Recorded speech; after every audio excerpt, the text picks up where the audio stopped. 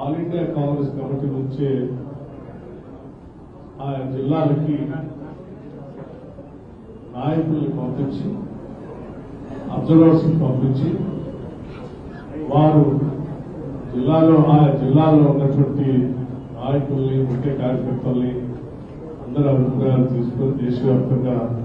జిల్లా కాంగ్రెస్ కమిటీ అధ్యక్షులు నియమిస్తా ఉన్నారు. అందులో భాగంగా ఖమ్మం జిల్లాకు సంబంధించి కూడా శ్రీ గోపి సత్యనారాయణ గారిని అఖిల భారత కాంగ్రెస్ కమిటీ ఖమ్మం జిల్లా కాంగ్రెస్ పార్టీ అధ్యక్షుడిగా బలహీన వర్గాలకు సంబంధించినటువంటి సుదీర్ఘంగా కాంగ్రెస్ పార్టీలో పనిచేసినటువంటి స్వాతంత్ర సమరయోధుల కుటుంబానికి సంబంధించిన వ్యక్తిని ఈరోజు నియమించి ఆ బాధ్యతలు తీసుకునే కార్యక్రమంలో ఇక్కడ ఈ సమావేశాన్ని ఏర్పాటు చేసుకున్నాం. సత్యనారాయణ గారికి అట్లా ఈ కార్యక్రమానికి ముఖ్య అతిథులుగా ఇక్కడికి ఇచ్చేసి మాట్లాడి ఆస్వాదించి వెళ్ళినటువంటి తుమ్మల నాగేశ్వరరావు గారు, అట్లాగే మరో ముఖ్య అతిథిగా రాష్ట్ర ప్రభుత్వ కార్యకలాపాల్లో జరిగేటువంటి సమ్మిట్ సంబంధించి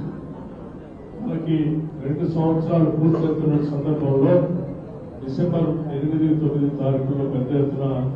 తెలంగాణ రైజింగ్ అనేటువంటి సమ్మిట్ పెద్ద ఎత్తున ఏర్పాటు చేసుకుంటాం. దానికి సంబంధించి ఉదయం నుంచి ఇప్పటి వరకు ఆ కార్యక్రమాలను రివ్యూ చేసుకుని పార్టీపై ఉన్నటువంటి మక్కువతో ఆ సమయం సహకరించబోయినప్పుడు కూడా ఆ పని కూడా చూసుకొని తిరిగి ఈ కార్యక్రమానికి మన మధ్యలో వచ్చినటువంటి రాష్ట్ర మంత్రివర్యులు శ్రీ పొంగులేటి శ్రీనివాసరెడ్డి గారికి, అట్లాగే శాసనసభ్యుడు రామదాస్ నాయక్ గారికి, వైరా శాసనసభ నియోజకవర్గం నుంచి రామదాస్ నాయక్ గారికి, సత్తుపల్లి శాసనసభ్యురాలు డాక్టర్ నాగమయ్య గారికి, అలాగే మాజీ శాసనమండలి సభ్యులు శ్రీ కోట్ల నాగేశ్వరరావు గారికి, మాజీ శాసనమండలి సభ్యులు శ్రీ బాలసాని లక్ష్మీనారాయణ గారికి, మాజీ శాసనసభ్యులు శ్రీ కొండబాల కోటేశ్వరరావు గారికి, రాష్ట్ర ప్రభుత్వ సంస్థల హస్తకళల సంస్థ చైర్మన్ నాయుడు సత్యనారాయణ గారికి, గిడ్డంగుల సంస్థ రాష్ట్ర ప్రభుత్వ కార్పొరేషన్ చైర్మన్ రాయల నాగేశ్వరరావు గారికి, అట్లాగే కాంగ్రెస్ పార్టీకి సంబంధించి ఒక దశాబ్ద కాలం పైబడి ఈ రాష్ట్రంలో కాంగ్రెస్ పార్టీ అధికారంలో లేకపోయినప్పటికీ కూడా అనుబంధ సంఘాల అధ్యక్షులుగా ఉంటూ సుదీర్ఘకాలం 10 సంవత్సరాల ఆ సంఘాల ద్వారా కాంగ్రెస్ పార్టీ కోసం బలోపేతం చేసి పనిచేసినటువంటి అనుబంధ సంఘాల అధ్యక్షులు అందరికీ, ముఖ్యంగా మహిళా కాంగ్రెస్ ప్రెసిడెంట్, ఈసీసీఎల్ ప్రెసిడెంట్, అట్లాగే ఎస్సీసీఎల్ ప్రెసిడెంట్, అట్లాగే ఇంకా సేవాదళ ప్రెసిడెంట్, యువజన కాంగ్రెస్ అధ్యక్షులు, ఎన్ఎస్యూ అధ్యక్షులు, మరియు ముఖ్యంగా పట్టణ కాంగ్రెస్ సంబంధించినటువంటి అధ్యక్షులు జావేద్ గారికి, ఇంకా ఈ కార్యక్రమంలో ఇక్కడ పాల్పంచుకోవడానికి వచ్చినటువంటి కాంగ్రెస్ పార్టీకి సంబంధించినటువంటి నాయకులకి, వేదిక మీద ఉన్నటువంటి పెద్దలందరికీ పేరు పేరున వారికి, అట్లాగే మేయర్ గారు నీరజ గారికి, ఇంకా మన మధ్య ఉన్నటువంటి ఇతర కాంగ్రెస్ నాయకులందరికీ, ఈ సమావేశాన్ని పాల్పంచుకోవడానికి చేసినటువంటి కార్యకర్తలకి, నాయకులకి అందరూ కూడా ముందుగా నా హృదయపూర్వక అఖిల భారత కాంగ్రెస్ కమిటీ అధ్యక్షుల ఆదేశాలతో నియమించబడినటువంటి అధ్యక్షుడిని రాష్ట్ర కాంగ్రెస్ కమిటీ అధ్యక్షుడు మహేష్ కుమార్ గౌడ్ గారు ఆశీస్సులతో రాష్ట్ర ప్రభుత్వానికి నాయకత్వం వహిస్తున్నటువంటి ముఖ్యమంత్రి రేవంత్ రెడ్డి గారి ఆలోచనలో భాగంగా ఈరోజు రాష్ట్ర వ్యాప్తంగా కూడా ఒక సామాజిక న్యాయం చేయడం కోసం పెద్ద ఎత్తున బలహీన వర్గాలకి ఇటు పార్టీలో అట్లాగే ఎన్నికల్లో కూడా పెద్ద ఎత్తున ప్రాతినిధ్యం కల్పించాలనేటువంటి ఆలోచనతో కాంగ్రెస్ పార్టీ ముందుకు పోతున్నటువంటి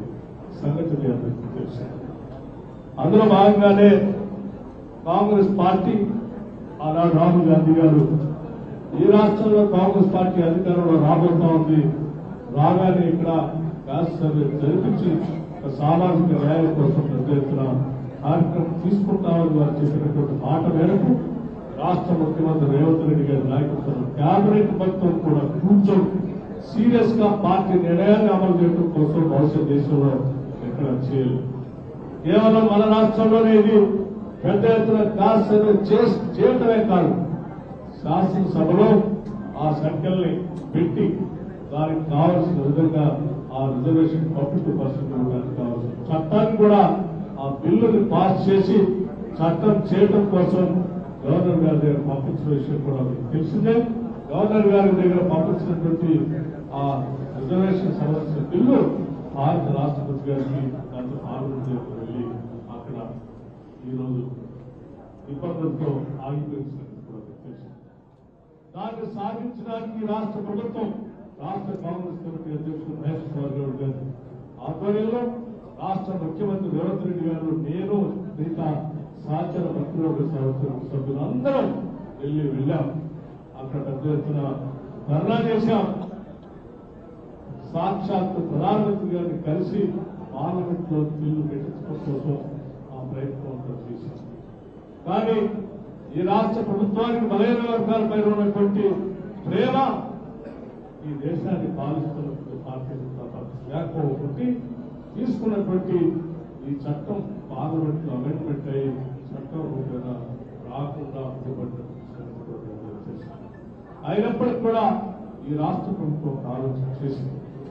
మరి అనేక సంవత్సరాలుగా మరి ఆనాడు రాజీవ్ గాంధీ గారు తీసుకొచ్చినటువంటి 70